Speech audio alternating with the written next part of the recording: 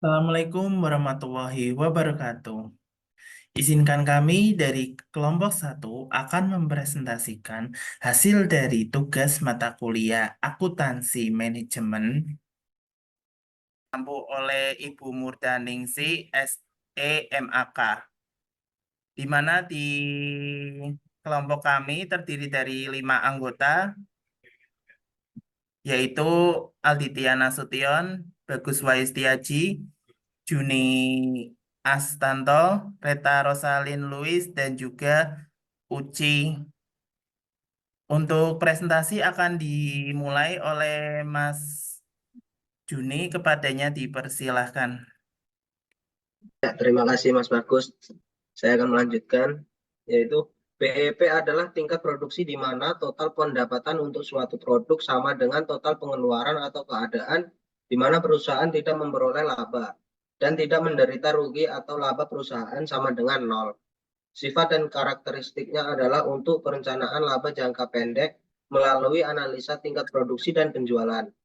Asumsi dasar dalam analisa ini adalah yang pertama, suatu biaya dapat dipecah menjadi beban tetap dan variabel. Yang kedua, dalam rentang waktu yang relevan. Yang ketiga, dalam kondisi multiproduk atau bauran produk konstan. Perhitungan BEP dapat dalam unit dalam rupiah.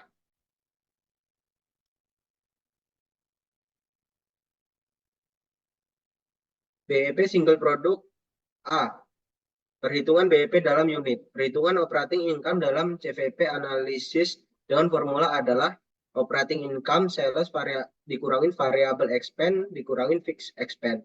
Operating income sama dengan fixed dikali number of unit sold dikurangin variable cost per unit dikali number of unit sold. Total fixed cost. Atau BEP sama dengan A biaya tetap dibagi B, P dikurangin B, atau harga jual per unit dikurangin biaya variabel per unit. Lanjut. Contoh penerapan.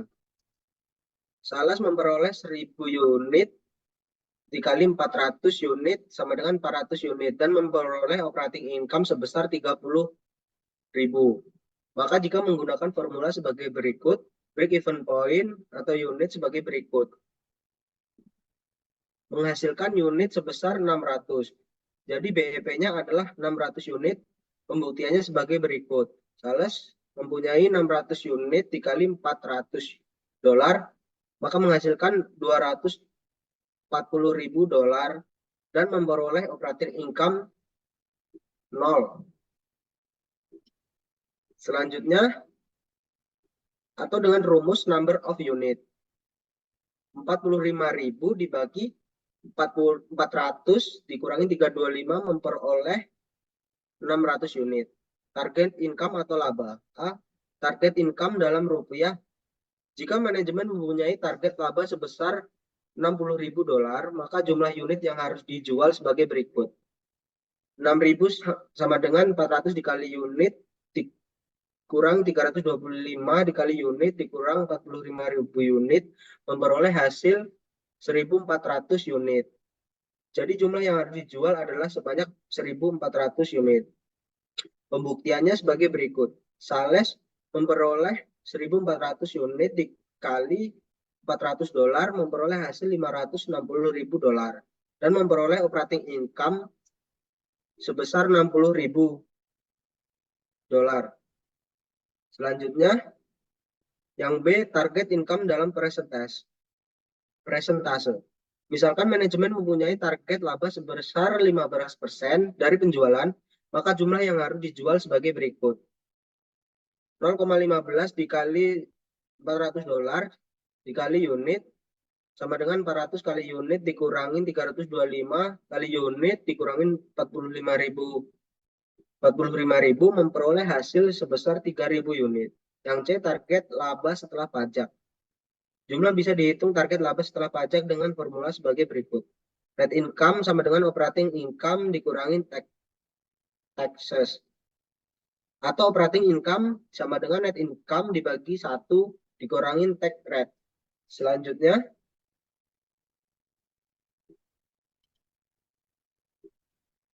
Dimisalkan manajemen menginginkan laba setelah pajak sebesar $48.750 dengan pajak sebesar 35%, maka penjualan yang harus dicapai adalah $48.750 sama dengan operating income dikurangi 0,35 dikali operating income memperoleh hasil sebesar 75.000 operating income-nya. Setelah diketahui perusahaan memperoleh operating income sebesar $75.000, maka baru dihitung pembuktiannya sebagai berikut. Next. Yang B, perhitungan BEP dalam rupiah. Sales memperoleh $1.000 dikali $400.000, memperoleh hasil $400.000 dan 100% dengan operating income-nya sebesar 30.000. Dari data di atas diketahui variable cost adalah 81,25% atau dengan rasio 0,8125 dari sales. Dan formulanya sebagai berikut. Operating income sama dengan sales dikurangi variable cost dikurangi fixed cost dan memperoleh hasil sebesar $240.000. Ada formula yang lebih ringkas sebagai berikut. BEP sama dengan fixed cost dibagi CM ratio, yaitu 45.000 dikali sales dibagi unit dikurangi fixed cost dibagi unit, memperoleh hasil sebesar $240.000. Yang selanjutnya, jika pakai target profit digunakan formula sebagai berikut. Jika target laba sebesar $60.000, maka dapat dihitung sebagai berikut. Sales sama dengan fixed cost tambah target profit dibagi CM ratio, yaitu memperoleh nilai sebesar $560.000. Perubahan elemen biaya, yaitu jika terjadi perubahan biaya pada prinsipnya dapat dihitung dengan formula yang sama setelah elemen biaya tersebut berubah. Penyajiannya secara grafis hubungan CVP adalah untuk memahami secara mendalam hubungan CVP dapat dilakukan melalui penggambaran secara visual. Dua grafik penting CVP adalah grafik laba dikurangin volume. Yang kedua, grafik biaya dikurangin volume dikurangin laba. Yang selanjutnya akan dilanjutkan teman saya, Saudara Mbak Reta Rosalin. Grafis biaya volume laba adalah menggambarkan hubungan antara biaya, volume, dan laba. Untuk mendapatkan gambar yang lebih rinci, perlu dibuatkan dua grafik dengan dua terpisah, yaitu garis total pendapatan dan garis total biaya. Kedua garis itu disajikan masing-masing dalam dua persamaan, yaitu pendapatan sama dengan harga dikali unit, total biaya sama dengan biaya variabel per unit dikali unit ditambah biaya tetap. Dengan menggunakan contoh PT ABC di atas, persamaan pendapatan dan biaya adalah pendapatan sama dengan $10 dikali unit, total biaya sama dengan $5 dikali unit ditambah $100. Untuk menggambarkan kedua persamaan tersebut ke dalam grafis, sumbu vertikal diukur dalam dolar dan sumbu horizontal dalam unit yang terjual. Selanjutnya, asumsi pada analisa biaya volume laba. Beberapa asumsi penting yaitu, satu, mengasumsikan fungsi pendapatan linear dan fungsi biaya linear. Kedua, mengasumsikan bahwa harga, total biaya tetap, dan biaya variabel per unit dapat diidentifikasi secara akurat, serta dengan tetap konstan. Yang ketiga, mengasumsi bahwa apa yang telah diproduksi dapat dijual. Yang keempat, analisa multiproduk, bauran penjualan diasumsikan diketahui. Dan kelima, harga jual dan biaya diasumsikan telah diketahui dengan pasti. Perubahan variabel CHV. Karena perubahan beroperasi pada dunia yang dinamis, mereka harus memperhatikan perubahan harga, biaya variabel, dan biaya tetap. Perusahaan juga harus memperhitungkan pengaruh resiko dan ketidakpastian. Selanjutnya,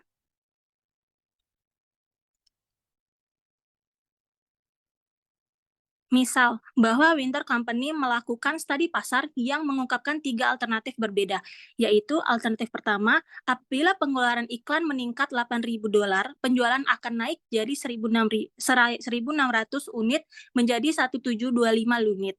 Alternatif kedua, penurunan harga dari $400 menjadi $375 per mesin manual akan meningkatkan penjualan dari 1.600 unit menjadi 1.900 unit. Alternatif ketiga, penurunan harga menjadi $375 dan peningkatan pengeluaran iklan sebesar $8.000 akan meningkat penjualan dari 1.600 unit menjadi 2.600 unit.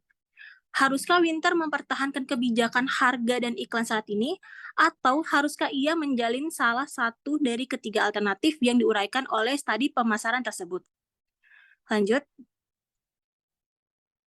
Di sini ada 2 kolom, yaitu sebelum kenaikan biaya iklan dan setelah kenaikan iklan. Terdapat labanya $75.000 Amerika sebelum kenaikan dan setelahnya menjadi 76.375. Sedangkan kenaikan labanya menjadi $1.375. Lanjut. Pengaruh alternatif kedua dapat dilihat sebagai berikut. Sebelum kenaikan biaya iklan, labanya sebesar $75 dan setelah kenaikan biaya iklan menjadi $50.000 dan penurunan harganya terdapat $25.000. Lanjut. Pengaruh hasilnya merupakan kenaikan incremental pada laba sebesar $2.000. Sebelum perubahan harga dan iklan itu labanya menjadi $75 dan setelah perubahan menjadi $77 dan kenaikan labanya menjadi $2.000. Perubahan laba incremental dapat diketahui dengan 3 alternatif, yaitu menghitung perubahan incremental total margin, total kontribusi, 2, menghitung perubahan incremental beban tetap, dan ketiga, menjumlahkan kedua hasil perhitungan tersebut. Dari alternatif yang diidentifikasi oleh studi pemasaran tersebut, alternatif yang paling menjanjikan keuntungan terbesar adalah alternatif ketiga. Alternatif ketiga meningkatkan total laba sebesar $2.000, sedangkan alternatif pertama hanya meningkatkan laba $1.375, dan alternatif kedua justru menurunkan laba sebesar $25.000. Selanjutnya akan dibacakan oleh teman saya, Kak Aldithia. Resiko dan ketidakpastian, bagaimana para manajer berurusan dengan resiko dan ketidakpastian. Terdapat beberapa metode untuk itu. Manajemen harus menyadari sifat ketidakpastian dari harga, biaya, dan kuantitas di masa depan. Manajer bergerak dari pertimbangan titik impas ke pertimbangan yang disebut kisaran titik impas atau break-even band. Titik impas akan tercapai pada kisaran 1.800 sampai 2.000 unit dijual. Manajer dapat menggunakan analisis sensitif atau analisis bagaimana bila atau what is analysis.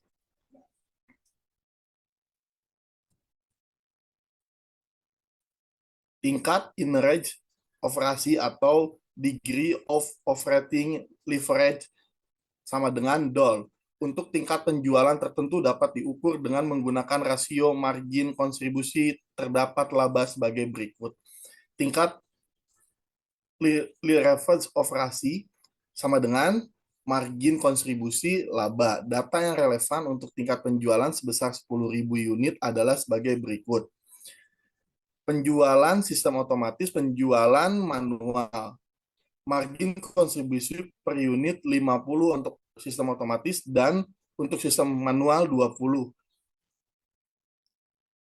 Tingkat leverage operasi sistem otomatis adalah 4,0 atau $500 dibagi 125.000 sedangkan sistem manual adalah 2 atau $200.000 dibagi 100.000. Apa yang akan terjadi dengan laba pada masing-masing sistem apabila penjualan naik 40%? Berikut akan dilihat dari laporan laba rugi. Sistem otomatis laba sebelum pajak $325.000, sistem manual $180.000.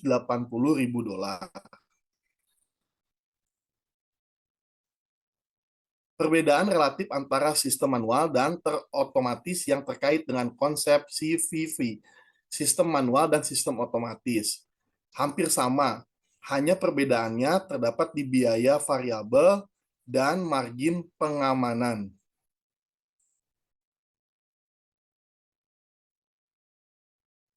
Analisis CPP dan kalkulasi biaya berdasarkan aktivitas pada sistem kalkulasi biaya berdasarkan aktivitas atau ABC, biaya dibagi dalam kategori berdasarkan unit dan non-unit. Dalam sistem ABC, mengakui bahwa beberapa biaya tergantung pada jumlah unit yang diproduksi, sedangkan lainnya tidak. Penggunaan sistem ABC dihubungkan dengan analisis CPP harus dimodifikasi sebagai berikut. Ilustrasi biaya perusahaan dapat dinyatakan dengan 3 variabel, yaitu 1. Pergerakan aktivitas tingkat unit, yaitu unit yang dijual. 2. Pergerakan aktivitas tingkat batch, yaitu setup. 3. Pergerakan aktivitas tingkat produk, yaitu lamanya mesin beroperasi. Persamaan biaya ABC dapat dinyatakan sebagai berikut. Total biaya sama dengan biaya tetap ditambah biaya variabel per unit dikali jumlah unit ditambah biaya setup dikali jumlah setup ditambah biaya per jam mesin dikali jumlah jam mesin. Laba operasi adalah total pendapatan dikurangi total biaya dengan perhitungan sebagai berikut. Laba operasi sama dengan total pendapatan dikurangi biaya tetap ditambah biaya variabel per unit dikali jumlah unit ditambah biaya setup dikali jumlah setup ditambah biaya per jam mesin dikali jumlah jam mesin. Pada titik impas, laba operasi adalah 0 dan jumlah unit yang harus dijual untuk mencapai titik impas adalah sebagai berikut. Unit impas sama dengan biaya tetap ditambah biaya setup dikali jumlah setup ditambah biaya per jam mesin dikali jumlah jam mesin. Dibagi harga dikurangi biaya variabel per unit. Selanjutnya akan diteruskan oleh rekan saya, Mas Bagus. Terima kasih. Baik, terima kasih Mas Alditya. Selanjutnya ialah perbandingan analisis konvensional dan ABC. Contoh kasusnya, suatu perusahaan ingin menghitung jumlah unit yang harus dijual untuk menghasilkan laba sebelum pajak sebesar $20.000. Analisis ini didasarkan pada data berikut. Diketahui datanya sebagai berikut ya rekan-rekan. Selanjutnya, dengan menggunakan analisis CVP, jumlah unit yang harus terjual untuk menghasilkan laba sebelum pajak $20.000 dihitung sebagai berikut. Dengan rumus jumlah unit, yaitu target laba ditambah biaya tetap, dibagi harga dikurangi biaya variabel per unit dengan perhitungan sebagai berikut, sehingga diketahui terdapat 12.000 unit. Dengan menggunakan persamaan ABC, jumlah unit yang harus kita hitung untuk menghasilkan laba operasi sebesar $20.000 dihitung sebagai berikut. Jumlah unit $20.000 ditambah $50.000 ditambah 1.000 kali 20 ditambah 30 kali $1.000 dibagi $20 dikurangi $10.000 sehingga jumlah unit yang harus dijual adalah sama menurut kedua pendekatan yaitu sebesar 12.000 unit. Untuk selanjutnya akan dibacakan oleh Mbak Uci.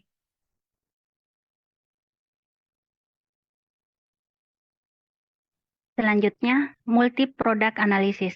BEP dapat juga dihitung untuk perusahaan yang menghasilkan multi-produk dengan komposisi yang konstan. Contoh, PT Mitra Simpati menghasilkan 2 jenis produk, yaitu produk A dengan harga jual 400 per unit dan produk B dengan harga jual 800 per unit. Dan laporan laba rugi masing-masingnya adalah untuk produk A dan produk B, sehingga didapatkan total operating income-nya adalah Rp153.750. Next.